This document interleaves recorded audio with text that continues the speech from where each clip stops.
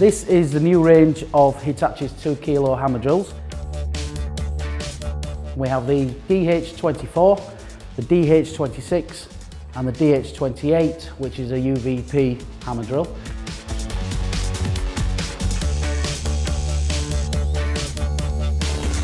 The DH24 has a 730 watt motor, the 26 has an 830 watt motor and the 28 has an 850 watt motor.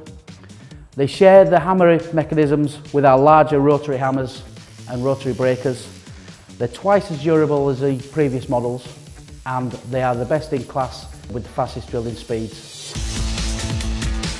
This is the DH26PX 2 kilo hammer drill with an 830 watt motor, 3-mode version, rotary drilling, hammer drill and light chiseling.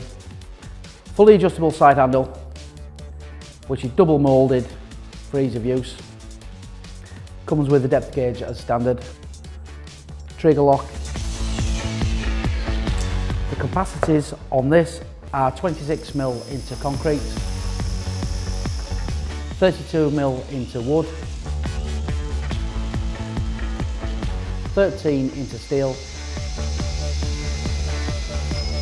and between 25 and 50mm for coring.